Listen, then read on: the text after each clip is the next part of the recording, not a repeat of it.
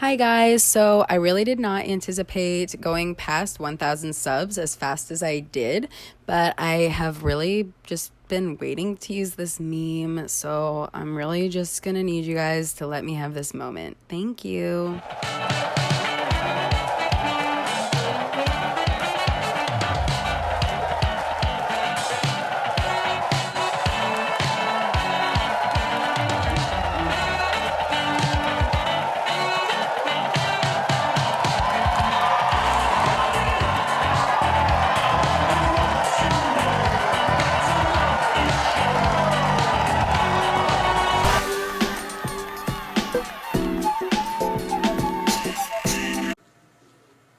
Hi everybody, welcome back to my YouTube channel. My name is Tiana. For those of you who have been here before, welcome back. And for those of you who have not been here yet, this is a YouTube channel dedicated to anti-MLM content and some unethical business practices and I guess some other things sometimes.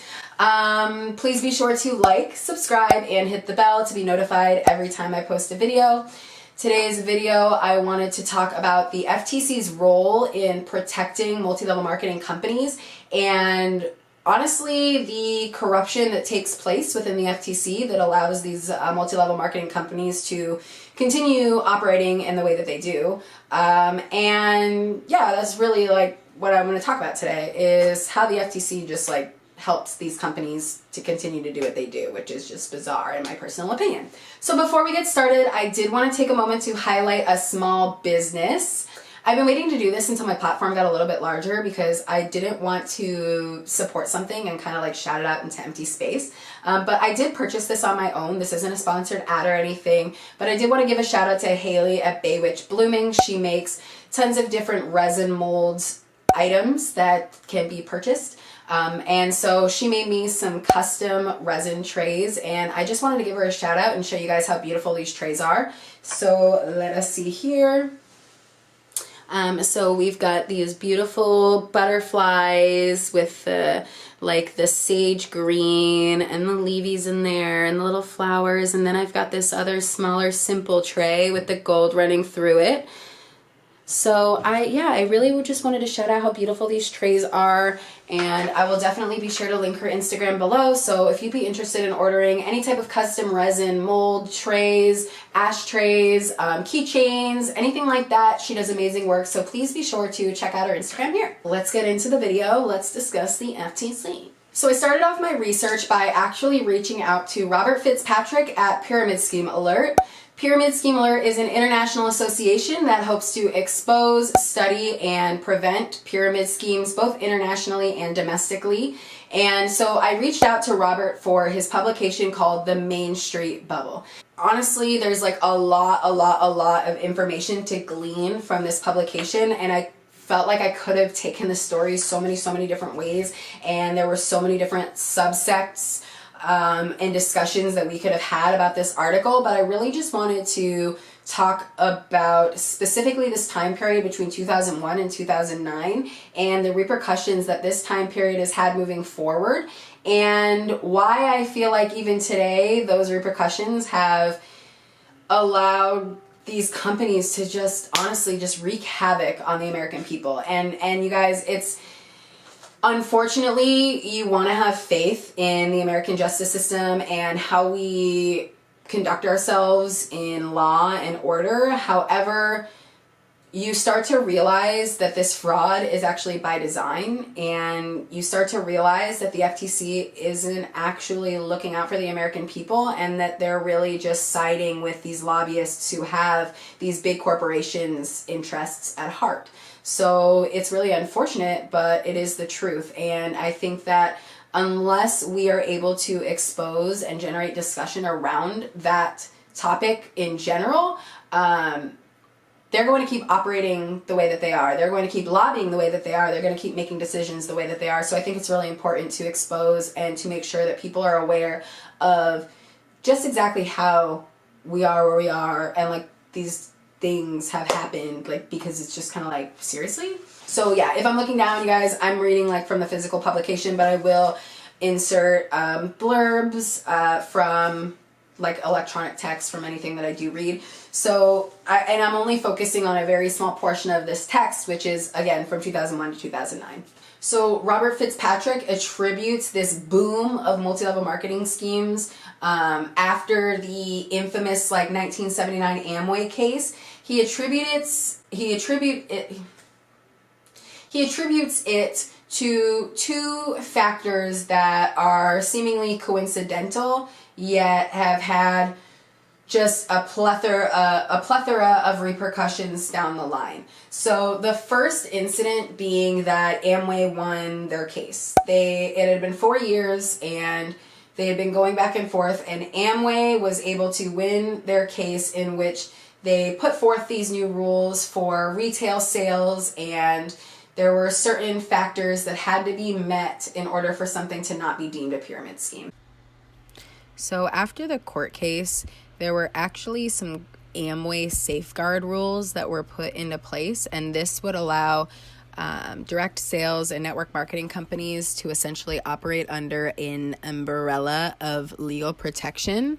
The first being that Amway required its representatives to engage in retail selling, and under this 10 retail customer policy, the reps had to make 10 sales to retail customers as a qualification for eligibility to receive commissions and bonuses on sales purchases made by other representatives in their personal sales organization. Second, Amway required its representatives to sell a minimum of 70% of previously purchased product before placing a new order, and this was to help stop inventory loading. And then lastly, Amway had an official buyback policy for any unsold or unopened inventory. And so again, by abiding by these criteria, these companies were able to operate with an umbrella of legal protection. So Amway took the cake on that one, and that was the first coincidence. The second coincidental factor, according to Robert Fitzpatrick, was that Ronald Reagan was appointed president shortly thereafter.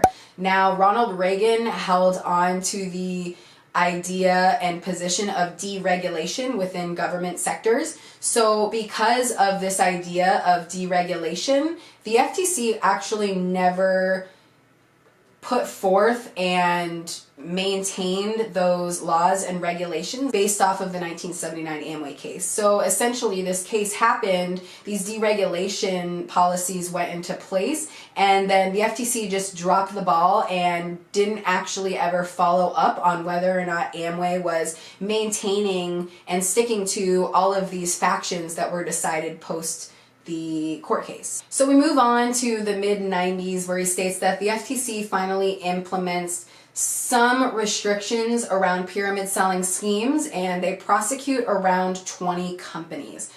In the 90s, there was an FTC senior economist. In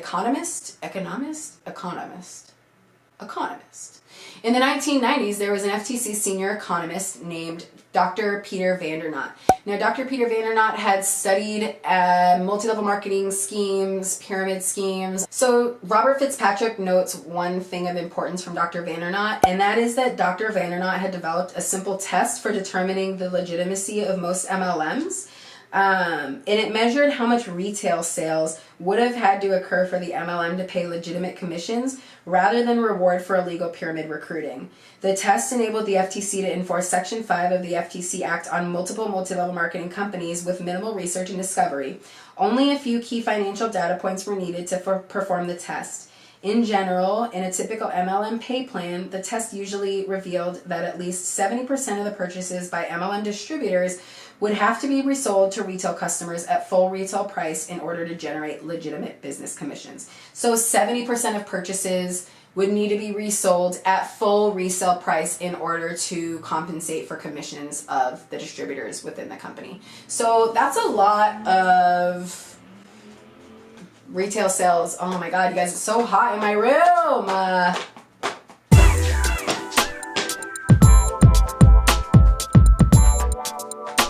So you guys, that's a lot of freaking retail sales that would need to occur that are not occurring for it to be seen as a valid company.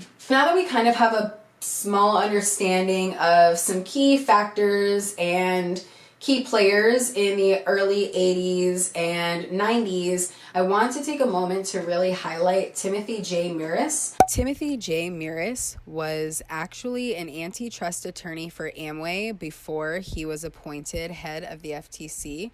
by former President George W. Bush. And this man, you guys, rolled back so many regulations and stuck his foot in the door in so many like court litigations and I don't even know, you guys, like to be honest, like I just don't understand how this kind of stuff is legal. And to me, it's, you start to realize that it's legal because like it's by design, you guys, like it's by design. Like these people have spent like years and years and years and years and years making it so that these companies can scam you without your knowledge, or at least make it so that these companies can scam you and provide you false information so that you think that you're not being scammed. So one of the first things that happens when Timothy Muris is appointed head of the FTC is that he actually reassigns Dr. Vander Nat, the key and most essential person that has created the test to study whether or not something is a legitimate multi-level marketing company or a pyramid scheme. He's reassigned, you guys, and he's put somewhere completely arbitrary within the FTC. I think they have him working on credit stuff, you guys. So they took somebody who has spent their life researching and trying to understand and put some data and some stats around these companies, and Timothy Muris is appointed in office and he literally says like, nah, let's reassign this guy. And so that's fishy right off the bat. And there are people who, in this article, who are said to be unnamed, who say that this was their first sign, that they knew something was afoot, and that these companies that were being protected would be even further protected by the FTC. After they reassigned Dr. Vander Nat, they just stopped prosecuting pyramid schemes. Like his test essentially, had they utilized Dr. Vander Nat's test on these companies like Amway or Herbalife, they would have failed his test, being up for, you know, legal discussion again, whether or not they were maintaining their initial rules and regulations that were set forth in 1979. Like they would no longer be maintaining the cost-cut test or whatever it is that allowed them to do what they were doing. So reassigning Dr. Vander Nat was like the first sign that they were up to no freaking good. And then after they reassigned him, they just stopped prosecuting pyramid schemes. Not only that, when they stopped prosecuting them, they stopped providing resources and support to the states and other people trying to prosecute on a smaller scale. Just everything kind of went kaput. Like, it's hard to investigate things when you don't have the money and the resources to keep investigating them as well. The FTC just, like, stopped. Like, they just stopped. And then I guess a letter in 2004 came out that, you know, I don't want to summarize this in my own words, so I don't mess it up. It says that in January 14th, 2004, James Combe, acting director of marketing practices, FTC, wrote a highly publicized letter to Neil H. Offen, president of the Direct Selling Association, that according to many in the MLM industry and the DSA, repudiated all past FTC interpretations of Section 5 of the FTC Act and federal court rulings regarding the fundamental requirement of retail sales. The letter is entitled Staff Advisory Opinion Pyramid Scheme Analysis. This letter was cited twice by the former FTC Chairman Timothy Muris after he left the FTC and served as a lobbyist for an MLM company. Mr. Muris referenced the letter to support his arguments that the FTC should not impose disclosure regulations on MLM companies. So on top of everything, you guys, you've got, they're like, okay, forget the old stuff, forget the new stuff, forget the funding. And then on top of that, here's a letter that's going to say like, well, you guys don't actually really need to disclose all your data either.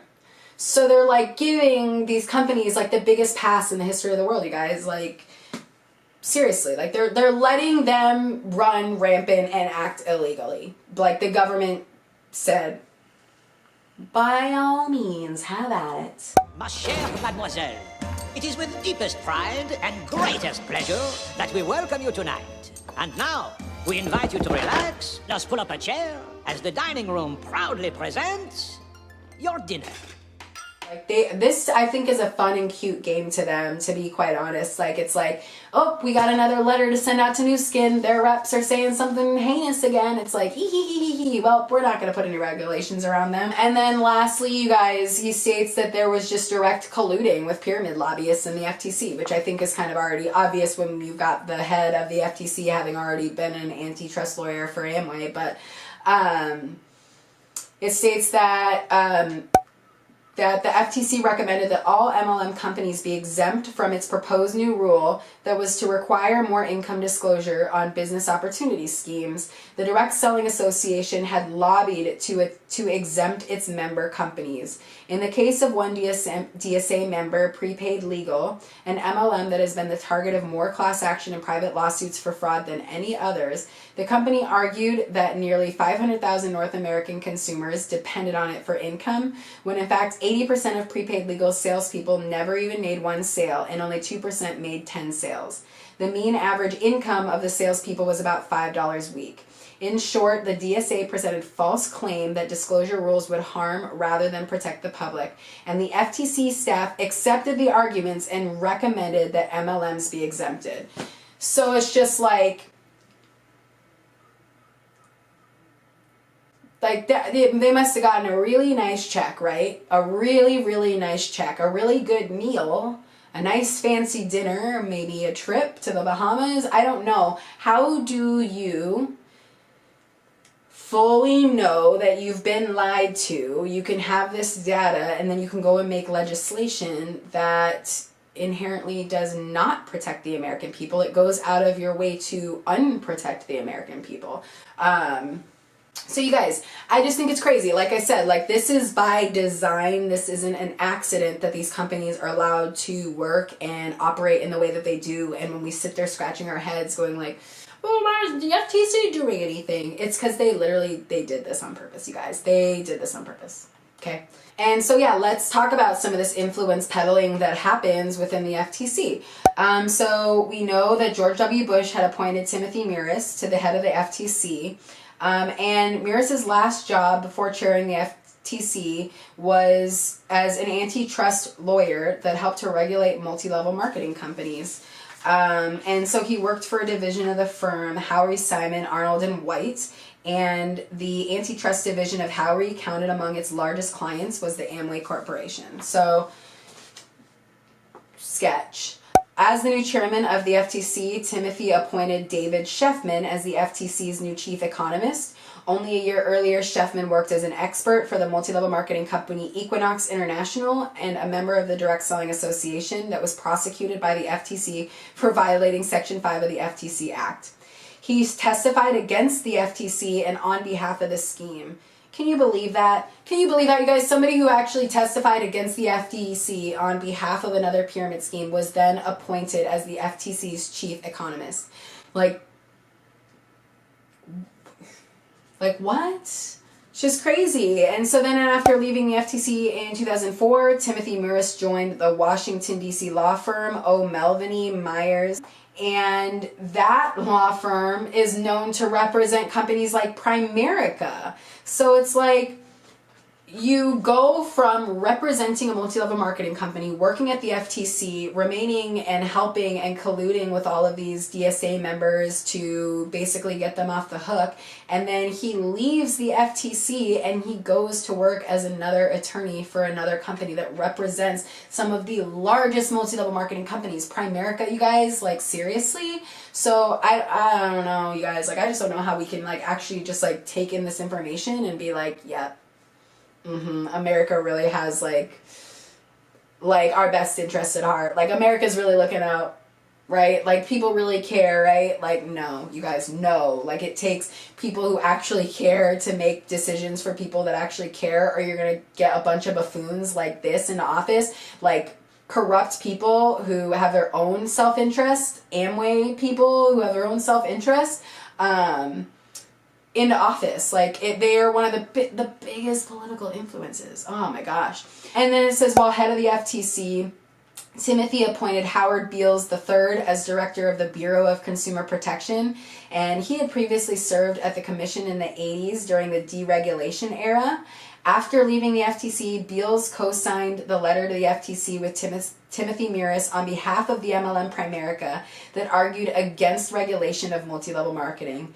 Howard Beals was also known for his consulting work for Reynolds Tobacco and his public defense of the Joe Camel advertising campaign. And then we have Jody Bernstein serving as the director of the consumer protection at the FTC from 1997 to 2002, and she joined the law firm Bryan Cave, and following that lobbied the FTC on behalf of Amway, arguing against regulation as well. So you guys, like, it's just like it's hard for me to even put my feelings into words, because you want to believe that we can trust the laws are here to work in our best interest, and so many people go, oh, like people who say like they maybe side with pyramid schemes or whatever, they're like, well, if it was going to be illegal, then Amway would have lost their court case and blah blah blah blah blah. And it's like, no, you guys, like the reason that we're here today is because they won their court case by a very, very thin margin, but then following that court case and all of the regulations that were needed to be put into place for them to be able to continue to operate that they were like going to be operating, and to say that they were in a pyramid scheme, the FTC just didn't pursue any of that, and they didn't follow up on any of that, and they pretty much did everything in their power to dismantle that. So I think it's just obvious, you guys, that this is not going to be an easy effort. You know, like if our goal as a community is to dismantle these institutions that take advantage of people, it's not going to be easy, and it's going to take a group of people. It's going to take masses, because even if you have people warning and blowing the whistle from the inside, there are people who are the ones who are supposed to be regulating this who are not doing their jobs, and who are actually actively working to protect these companies. And to me, I don't know, it's just hard. It's hard to I guess like just grapple with the fact, like I mean like I don't think like the United States like ever like was like, yes, like I care about the American people so much, but like you want to believe that these government systems like the FTC or the SEC or like just these people who prosecute these companies, you want to believe that they're actually working in our interests and they're trying to help us, but you guys are not. So I think that it is important to file these complaints and make these reports and draw attention to these unethical business practices from the grassroots. You're not getting any more filet mignon? Get out of my house. I ain't going nowhere. Immediately. Get out of my house, because you're cruising for bruising. Get out of my house. If that would have connected, you would have took both eyebrows to the back. Get out of my house. Because that's the only way that we're really going to be able to make a difference. Because if the people at the top are the people that are the ones that are in bed with the exact people that we are trying to dismantle, the connections that need to happen for these people to literally go like, hey, like, you're cool to defraud hundreds of thousands of people out of millions and millions of dollars, right? And then they're like, yes, I am. I'm so cool with this. Like, what are we gonna do? Roll back regulations? Pretend like we care about the American people?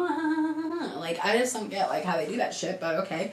So, that's really what I wanted to discuss today. And where do we go from here? Like, I don't know. It's just kind of like information that I think is really heavy, and we just have to, like, digest, or at least like I had to digest this. I thought it, I mean, like, like I said, like I knew that the United States like wasn't always like a place that had our best interest in heart, but when you really start to find out these details and the fact that it just takes, say, one person to appoint one person to appoint one person, and they're all homies and they're all like, no, we love Amway, and like they're doing everything in their power to protect these companies, and I don't know, like let's shine some more light on the Direct Selling Association, their scamness, and yeah, but I really just wanted to talk about some of the corruption that had really gotten us to where we are. And so when people sit there and say, well, it's legal, so if it's legal, it couldn't be a pyramid scheme or whatever, it's just like, that's wrong. TED that, like, let them know the FTC, like, actually doesn't give a fuck. You know what I mean? Like, let them know that instead. Like, don't be like, well, if it was illegal, no. Well, if the FTC actually did its job, then I don't think these companies would really be as prevalent as they are now. I really just genuinely don't. I think had they stepped up and taken on the role that they should have in the 80s and the 90s and the early 2000s, we wouldn't have this breeding ground for the MLMs like we do now. And yeah, those are my thoughts. So that's today's video. Let me know what you guys thought in the comments. Please be sure again to like, subscribe, and hit the bell to be notified every time I post a video. If you liked those awesome resin trays, be sure to check out Haley at Baywitch Blooming, and I will link her down below. And you guys, yeah, until next time, bye.